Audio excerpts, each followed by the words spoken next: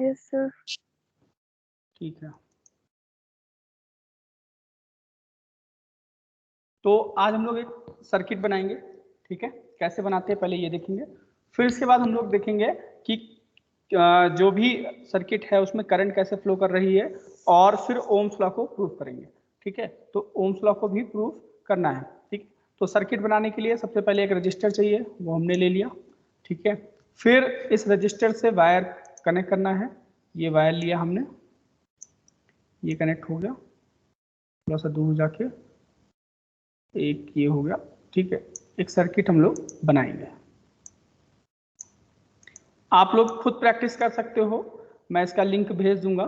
ठीक है, तो आप इस सिमुलेशन सॉफ्टवेयर का यूज करके आप खुद करंट निकाल सकते हो, मेजर कर सकते हो क्या है। ठीक है, अच्छा, जब तक मैं सर्किट बना रहा हूं तब तक आप लोग ये जो रेजिस्टेंस है इसको कैलकुलेट करके देखो कितना है रेजिस्टेंस। कल मैंने बताया था ना कैसे कैलकुलेट करा जाता है। ठीक है, चलो कैलकुलेट करो बेटा फटाफट। कलर कौन कौन से हैं उसको कैलकुलेट करो फटाफट।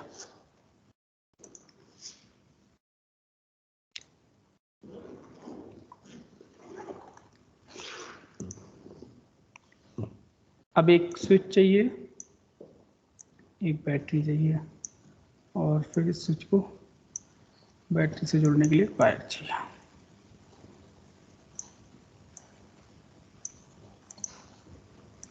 ये हो गई हमारी सर्किट कंप्लीट। कितना आएगा बेटा बताया?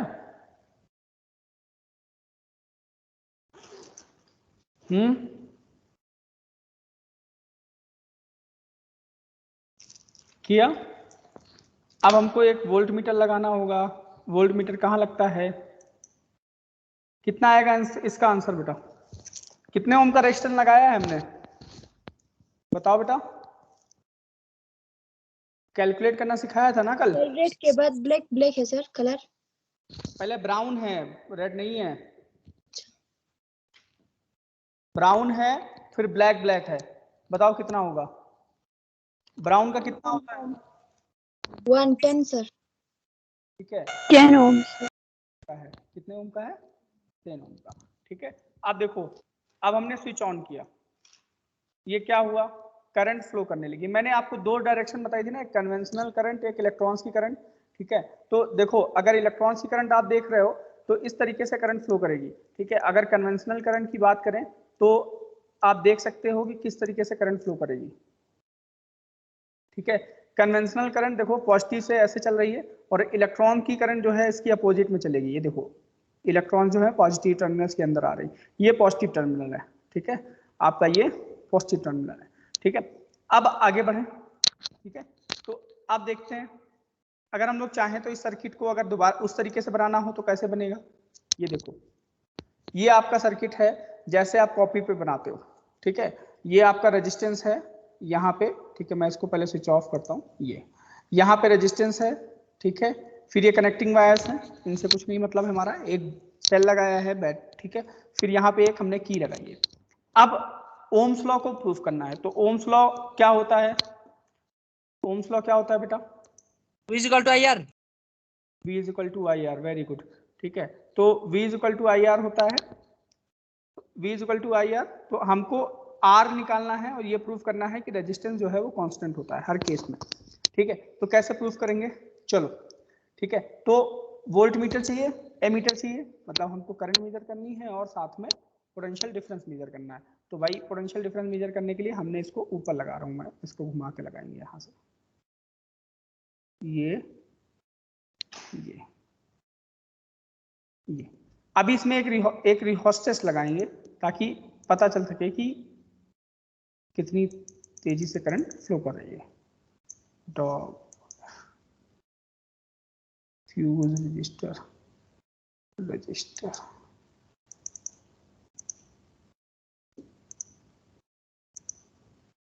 ये लगाएंगे एक साथ में, ये वेरिएबल होगा इसकी वैल्यू।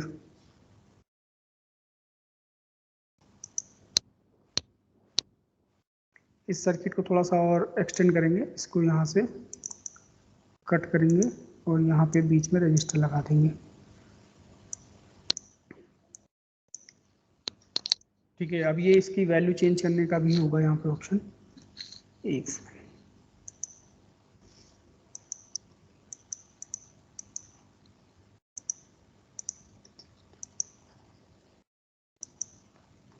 ठीक है, तो रेजिस्टेंस को चेंज करने का ऑप्शन तो आ नहीं रहा है। ठीक है, आ गया। ठीक है, अब देखो, अब हमने इसको कनेक्ट किया। ये बैटरी जो है कितने वोल्ट की है?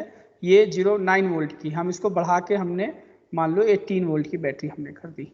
बैटरी को फिक्स रखेंगे, सिर्फ करंट को चेंज करनी है। अब करंट मेजर करनी है तो करंट कैसे मेजर करेंगे? करंट मेजर करने के लिए क्या चाहिए होता है? करंट मेजर बेटा एमीटर। तो एमीटर हमने लगा दिया। एमीटर कैसे लगता है? सीरीज में। ठीक है, तो एमीटर लगा दिया, इसको घुमाया और ये यहाँ पे सेट हो गया, ये इसके साथ लग गया। ठीक है, अभी लगा नहीं कर लग गया। ठीक है, अब ये करंट फ्लो क्यों नहीं हो रही है भाई? ये रेजिस्टेंस ज़्यादा हो गया, हमें लगता है 1000 ओम का हो गया। इसको कम करो, छोटा रेजिस्टर लगाते हैं, इसको कट करते हैं।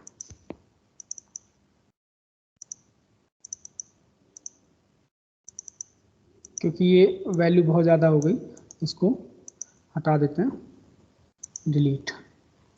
ये यहाँ पे लगाते हैं, ये बैटरी कनेक्ट हो।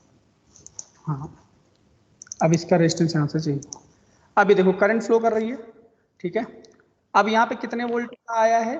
हमने कितने वो बैटरी का वोल्टेज कितना किया था? 18 वोल्ट। अब यहाँ पे देखो ओम लॉ को प्रूफ करने के लिए हमें क्या करना पड़ेगा? V और I R। ठीक है, तो R जो है वो कांस्टेंट होगा, ये वैल्यू कांस्टेंट आनी चाहिए, इसको हम नहीं वेरी करेंगे। तो अब हमें V और I निकालना है। तो पहले V देखो लिखा हुआ है, I क्यों नहीं आ रहा है?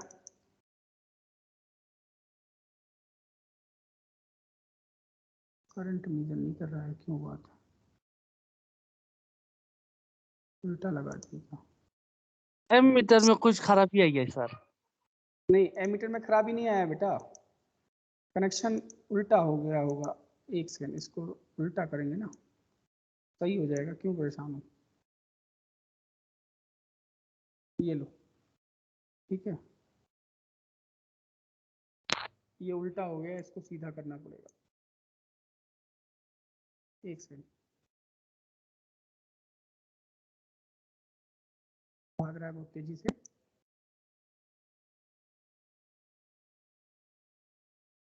इसको हम ऐसे लगाएंगे, इसको थोड़ा सा इधर रखेंगे।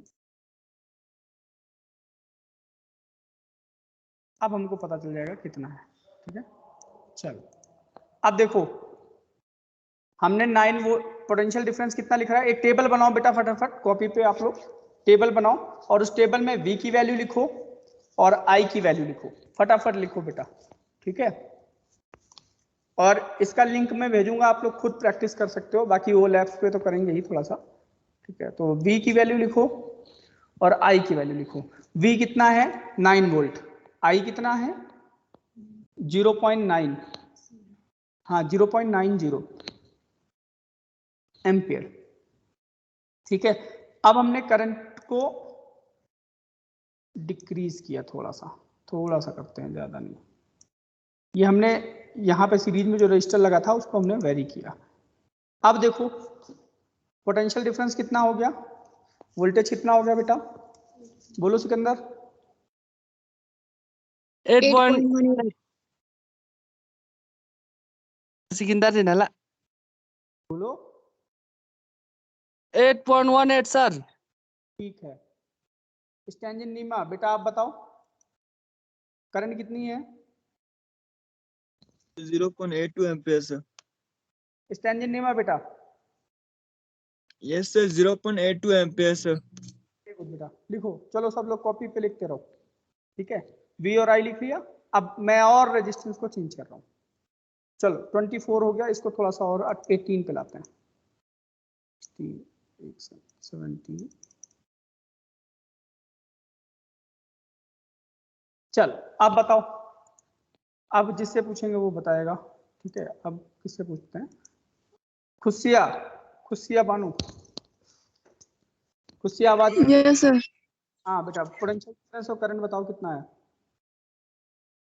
8.43। 8.43 और 8 लिखा हुआ है, 6 लिखा हुआ है? 8 दिख रहा है तो थोड़ा सा जूम कर लो, आप पिंच करोगे तो आपकी स्क्रीन जूम हो जाएगी, ठीक है, आप उसको जूम करके देखो। 6 सर 6 हाँ 6.43, ठीक है, और करंट कितनी है? 0.64 अब और इसको अब यहाँ पे इंक्रीज करते हैं। देखो हम लोग प्रैक्टिकल कर रहे हैं, ठीक है, अभी स्कूल में होते तो लैब में भी कर सकते थे, लेकिन हम लोग वर्चुअल प्रैक्टिकल कर रहे हैं एक तरीके से, ठीक है। आप बताओ, अब हमने करंट को और चेंज किया, आप जिससे पूछेंगे वो बताएगा।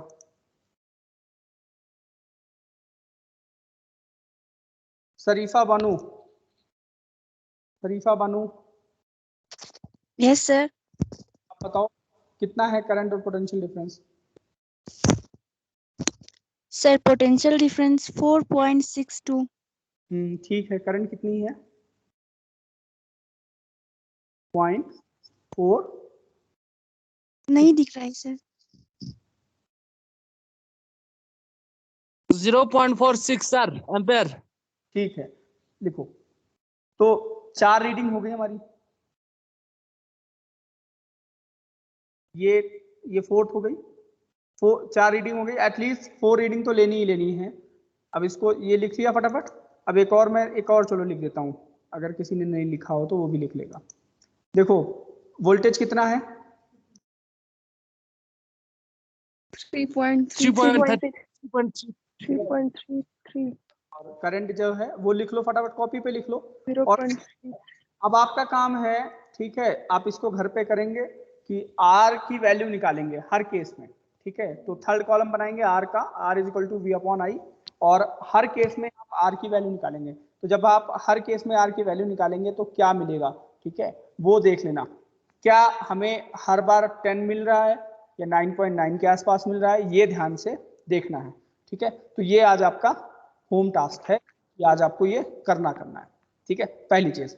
दूसरी चीज, अब थोड़ा सा हम ये भी देख लेते हैं कि क्या बाकी चीजों में करंट फ्लो करेगी। चलो देखते हैं।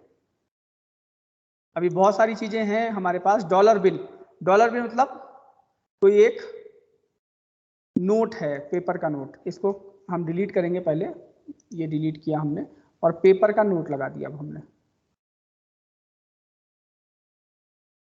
ये क्या, करंट नहीं फ्लो कर रही है, क्यों भाई? पेपर के नोट में करंट क्यों नहीं फ्लो कर रही है?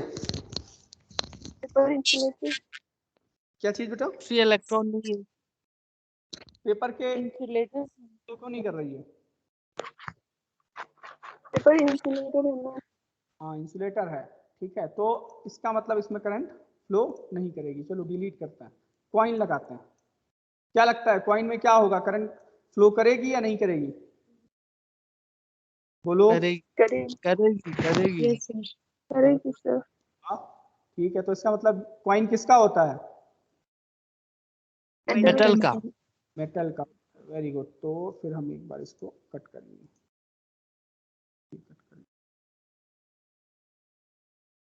ठीक है, पेपर क्लिप लगाते हैं।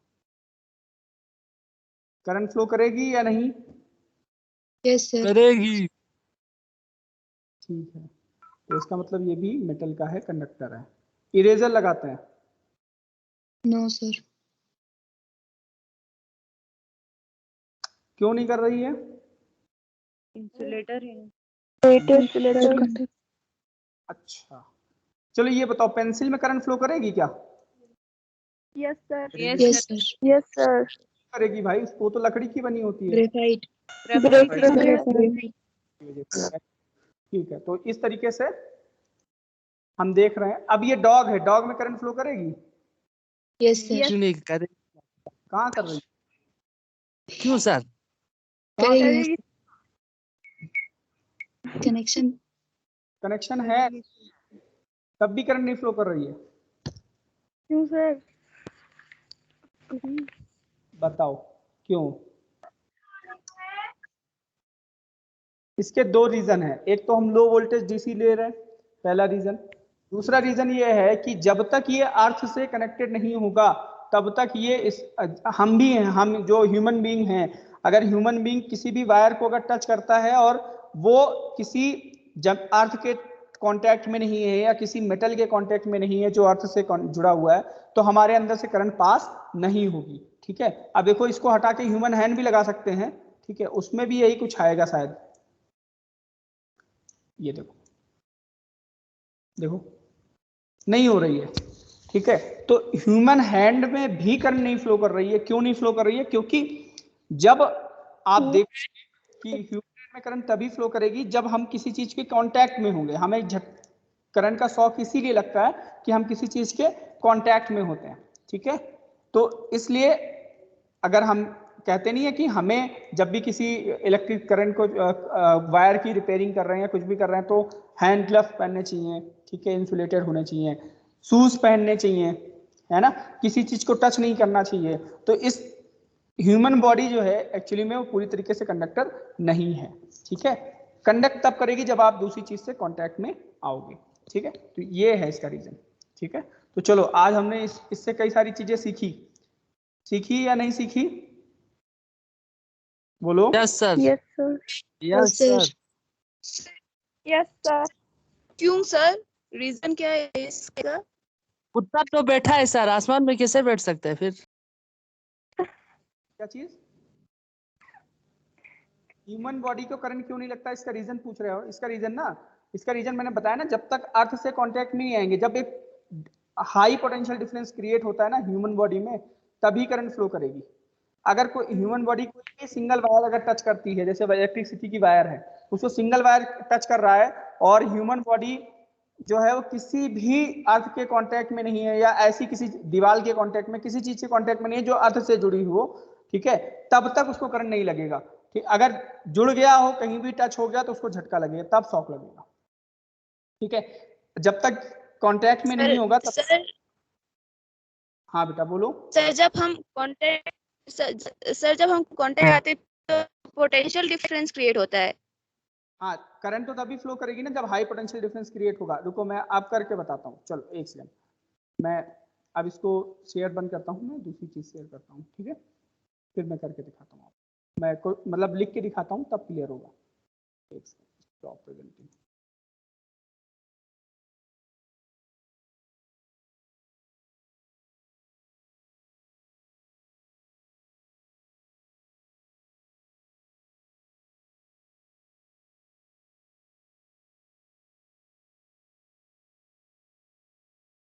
ठीक है, तो देखो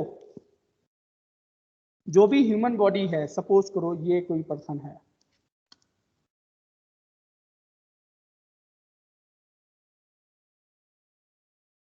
ठीक है, ये कोई पर्सन है, ठीक है। मैं ड्राइंग अच्छी नहीं है बट हम समझने के लिए बहुत कुछ कर सकते हैं। ये इसके हाथ है, ठीक है। अब ये मान लो अर्थ है, अर्थ का पोटेंशियल कितना है, वो नियर अबाउट 0 कंसीडर किया जाता है, ठीक है। ये कैपेसिटी इसकी इन्फिनिटी है और ये पोटेंशियल 0 कंसीडर करते हैं। अब मान लो इसने एक हाथ से 100 वोल्ट का पोटेंशियल सिंगल वायर पकड़ रखा है, ठीक है। अगर 100 वोल्ट की करंट उसमें फ्लो कर रही है और उसने उस वायर को टच कर रखा है, ये वायर इसने टच किया हुआ है, ठीक है। अब इसने वायर टच किया है और गलती से इसके कोई दीवार है यहाँ पे, दीवार तो अर्थ से जुड़ी होती है, कहां से जुड़ी होती है? अर्थ से। अर्थ से। तो इसको जैसे ही ये टच कर लिया मान लो, तो क्या हुआ, यहाँ पे पोटेंशियल डिफरेंस क्रिएट हो गया इसके बीच में 100 माइनस 0, 100 वोल्ट का, ठीक है। तो V इक्वल टू कितना होगा, 100 वोल्ट। अब अगर हम ये देखें तो पोटेंशियल डिफरेंस कितना हुआ, 100 वोल्ट। कभी आपने देखा है किसी बल्ब को, बल्ब जो होती है वो वायर पे बैठी होती है लेकिन उसके ऊपर करंट नहीं लगता? यस बताओ। सर, जब क्लोज सर्किट करते हैं तभी होता है सर। Yes sir. लगता बल्ब भी तो, बल्ब भाई अगर कोई बल्ब है मान लो है, अब हम बल्ब बना तो पाएंगे नहीं, उसका अर्थिंग नहीं होता ना सर, वो आसमान पर होता है, क्या करेंगे? आसमान तार पे बैठता है ना, बल्ब तार पे नहीं बैठता, कभी देखा नहीं है? तार पे बैठता है तो यस सर, अर्थिंग नहीं होगा ना सर। हाँ, क्योंकि देखो V मान लो 1000 वोल्ट की वायर है, ठीक है, अगर और यहाँ पे भी V 1000 वोल्ट होगा, क्योंकि एक ही वायर है, दोनों का पोटेंशियल डिफरेंस है, पोटेंशियल सेम होगा, तो पोटेंशियल डिफरेंस कितना हो जाएगा, 0। 1000 माइनस तो कितना हो गया, 0। तो पोटेंशियल डिफरेंस गया तो करंट फ्लो करेगी, बोलो। No sir. No sir. ठीक है, तो करंट भी 0। इसलिए बर्ड को शॉक नहीं लगता और ह्यूमन बीइंग को भी शॉक नहीं लगेगा अगर वो क्या कर रहे क्या हो कि किसी चीज से कांटेक्ट में ना हो और पोटेंशियल डिफरेंस क्रिएट ना हो रहा हो। ठीक है, तो ये दो बातें आपको दिमाग में रखनी है। ठीक है, तो ये था आज का प्रैक्टिकल से रिलेटेड एक थोड़ा सा टॉपिक। सर हाँ बेटा बोलो, और कोई डाउट है तो पूछ सकते हो। कभी कभार जो परिंदे गिर जाते हैं ना सर, मरते हैं सर हाँ, इलेक्ट्रिक शॉक की वजह से। कभी कभी अगर मान लो कोई परिंदा है, वो 2 वायर जाते हैं ना ऐसे, अब तो मोस्टली नहीं जाते हैं, 2 वायर ऐसे गए। अगर मान लो उड़ते समय उसने पंख खोले, ठीक है, तो क्या हुआ कि एक यहाँ पे बैठा था लेकिन पंख खोला तो उसने दूसरे से कांटेक्ट में आ गया, तो अब 2 वायर हो गए ना। एक का मान लो पोटेंशियल 1000 होगा, दूसरे का 0 होगा या कुछ और होगा, दोनों में कुछ डिफरेंस होगा। तो जब ये दोनों के कांटेक्ट में आता है तब उसको झटका लगता है। ठीक है, या कहीं पे पिलर है, मान लो ये पिलर है, तो पिलर से मान लो इस वायर पे बैठा है, इसने पिलर को टच कर लिया कहीं से गलती से, ठीक है, तो उसको शॉक लगेगा, तब वो गिर जाते हैं। अब आई बात समझ में? जी सर। Yes sir. आज तो मेरा कैमरा भी ऑन है, दोनों चीजें आ रही हैं कि एक सिर्फ बोर्ड आ रहा है? दोनों दोनों आ रहे। ठीक है, तो आपको लग रहा होगा कि मैं फिजिकली प्रेजेंट हूँ, सिर्फ बोल नहीं रहा हूँ। ठीक है, तो थोड़ा सा फील अलग आ रहा होगा।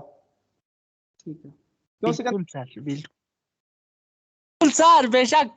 ठीक है, तो अब आते हैं किरचॉफ लॉ पे। किरचॉफ लॉ क्या है?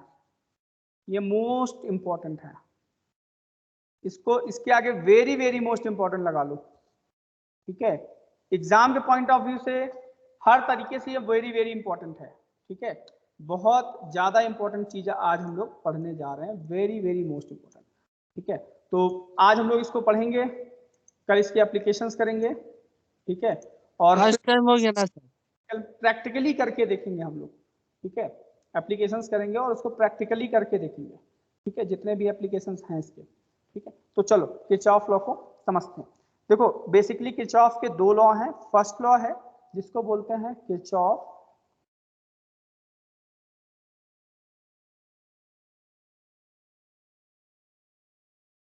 Current law. तो किरचॉफ का करंट लॉ क्या है, इसको पहले समझेंगे। इसको शॉर्ट फॉर्म में कहते हैं KCL। KCL। KCL, ठीक है, किरचॉफ करंट लॉ। इसको जंक्शन लॉ भी बोलते हैं। क्या बोलते हैं इसको? Kirchhoff junction law. ठीक है, तो ये है क्या, इसको समझते हैं। मान लो कोई एक पॉइंट है, उस पॉइंट से बहुत सारे वायर कनेक्टेड हैं, सबके रेजिस्टेंसेस अलग अलग हैं।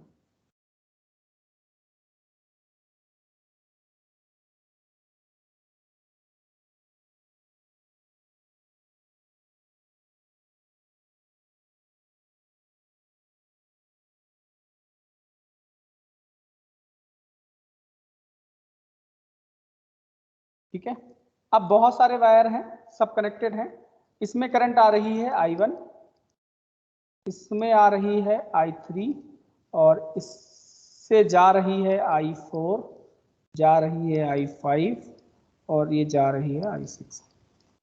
ठीक है, तो हमारे पास बहुत सारी, देख रहे हो कि ये कोई पॉइंट है, इसको P कंसीडर कर लो, यहाँ पे बहुत सारी करंट मिल रही है। ठीक है, अब बहुत सारी करंट अगर मिल रही है इस पॉइंट पे, ठीक है, बहुत सारी करंट्स इस पॉइंट्स पे मिल रही हैं, तो ये सारी करंट्स का जो सम है, algebraic sum of all currents, कौन सा सम?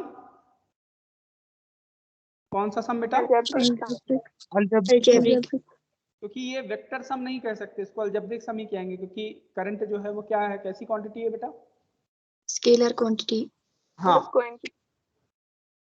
Summation of i equal to क्या हो गया, 0। अब summation of i equal to 0, तो यहाँ पे ये है किरचॉफ का फर्स्ट लॉ, जिसको कहते हैं Kirchhoff current law.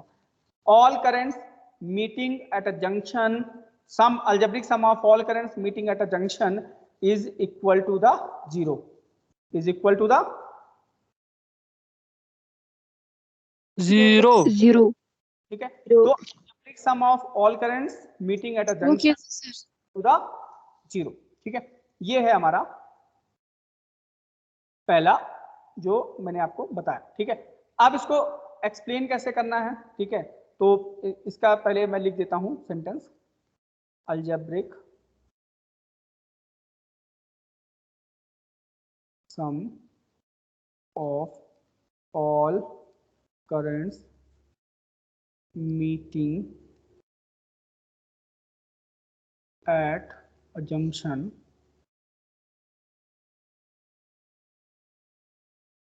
is equal to 0। ठीक है, अभी हम इसका दूसरा स्टेटमेंट भी निकालेंगे। ये हमने मैथमेटिकली लिखा, फिर उसको हमने सेंटेंस में लिखा। अब देखो, जो करंट्स जंक्शन की तरफ आ रही हैं उनको पॉजिटिव लेंगे, जो जंक्शन से दूर जा रही हैं वो नेगेटिव। बिल्कुल सिंपल सा कॉन्सेप्ट है। जो पैसे हमारे जेब में आ रहे हैं वो प्लस हो रहे हैं, जो हमारी जेब से जा रहे हैं वो क्या है, क्या हो रहे हैं बेटा, माइनस। जो हमसे दूर जाएगा वो हमारा नेगेटिव है। ठीक है, इस कॉन्सेप्ट को दिमाग में रखना है।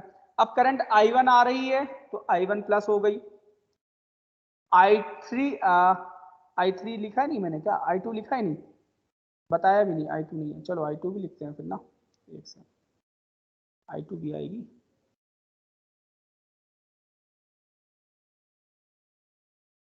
ये हो गई I2, चलो यहाँ पे I2 आ रही है, तो I1 आ रही है, I2 आ रही है और I3 भी आ रही है, तो क्या हो गया I1 plus I2 plus I3। अब दूर कौन कौन सी जा रही है, I4 दूर जा रही है, माइनस I5 दूर जा रही है, माइनस I6 दूर जा रही है, और ये सब किसके इक्वल होते हैं, जीरो। ठीक है। जीरो। अब अगर हम माइनस वालों को एक तरफ कर लें, प्लस वालों को एक तरफ कर लें, I1 plus I2 plus I3 is equal to I4 plus I5 plus I6। ठीक है, तो ये देखो, ये आने वाली हैं और ये जाने वाली हैं, तो इसको इस तरीके से भी हम लोग डिफाइन कर सकते हैं, sum of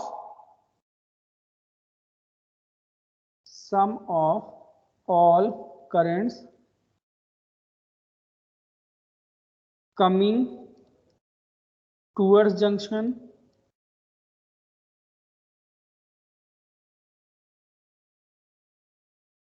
is equal to the sum of all currents moving away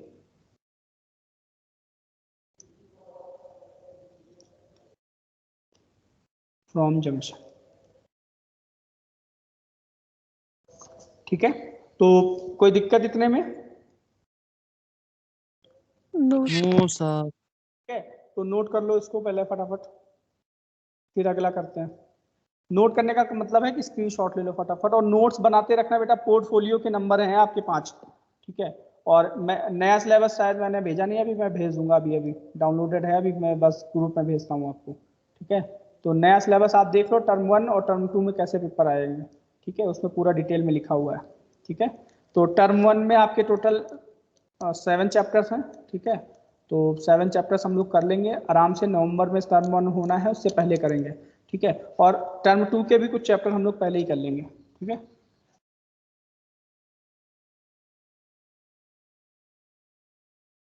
ठीक है, मैं आगे बढ़ूं।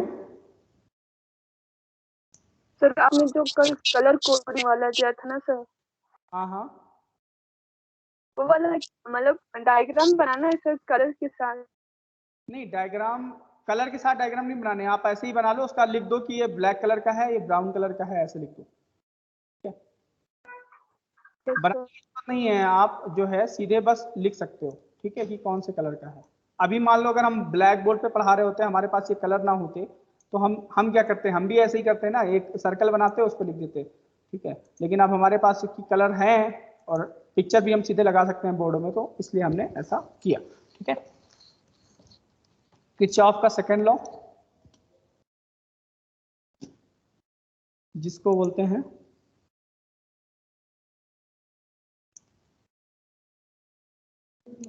Good morning, Kirchhoff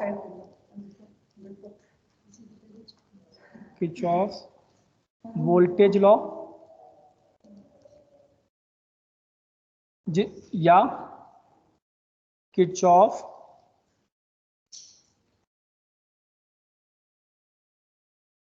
loop law, इसको शॉर्ट फॉर्म में KVL या KLL कहते हैं। क्या कहते हैं? क्या कहते हैं? KVL और KLL। KVL और KLL। KLL, ठीक है। अब देखो कैसे इसको डिफाइन करेंगे। पहले तो लूप को समझते हैं, ठीक है। सबसे पहले हमको समझना है व्हाट इज लूप। लूप का मतलब है कोई भी एक सर्किट जो क्लोज हो, ठीक है, उसको लूप कहेंगे, ठीक है। तो कोई भी एक लूप का मतलब होता है जो क्लोज राउंड पाथ बना रहा हो, ठीक है। अब आगे देखो ये लॉ क्या कहता है। ये लॉ, इसका स्टेटमेंट जो है मैं पहले लिखता हूं, फिर इसको हम एक्सप्लेन करते हैं। ये है सम of potential differences or EMF of all components of electrical circuit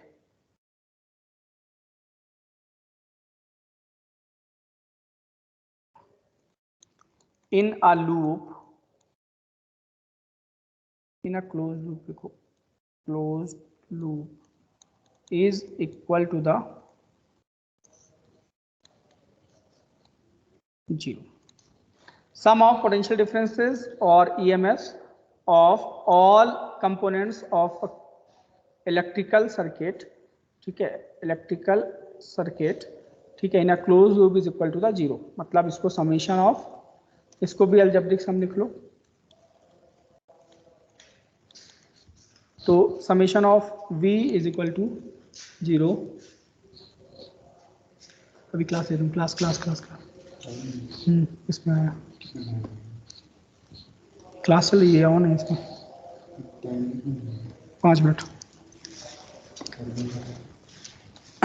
summation of V is equal to 0, ठीक है, ये आ गया, ठीक। अब देखो सपोज करो एग्जाम्पल के लिए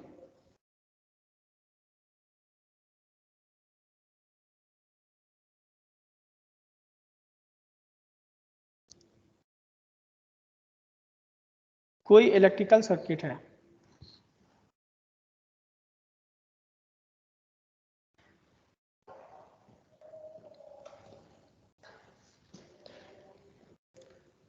इसका EMF E है,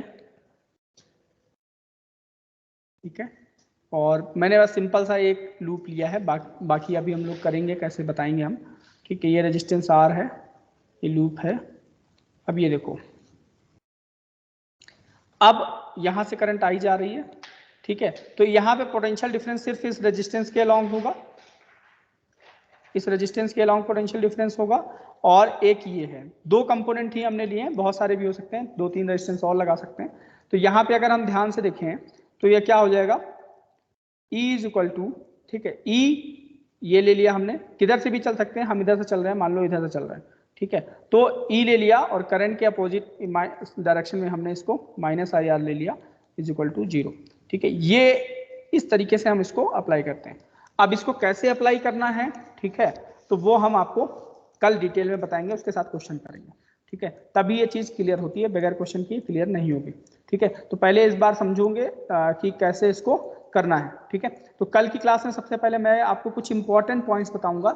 ये जो इंपॉर्टेंट पॉइंट्स कल मैं बताऊंगा, अगर आपने उन पॉइंट्स को ध्यान में दे दिया, ठीक है, तो आपको क्वेश्चन कभी आपका किरचॉफ लॉ का गलत नहीं होगा, ठीक है। क्योंकि कितनी भी प्रैक्टिस कर लें, अगर थोड़ा सा कॉन्सेप्ट क्लियर नहीं है तो किरचॉफ लॉ के क्वेश्चन गलत जरूर होते हैं। मैं डरा नहीं रहा हूं, आपको पहले से बता रहा हूं कि आपको इन इंपॉर्टेंट पॉइंट्स पे ध्यान देना है। केवल 4 पॉइंट्स हैं, ये 4 पॉइंट्स आपको जो है ये बिल्कुल एक तरीके से ब्रह्मास्त्र हैं, और अगर आपको ये समझ में आ गए, ठीक है, और समझ में आ जाएंगे, बहुत सिंपल से हैं, ठीक है, और ये पॉइंट्स आपको बुक में नहीं मिलेंगे इस तरीके से, ठीक है। तो इसलिए ध्यान से कल की क्लास में सबको प्रेजेंट रहना है, ठीक है। और बाकी ये कुछ लोग बीच बीच में गायब हो जा रहे हैं, क्यों?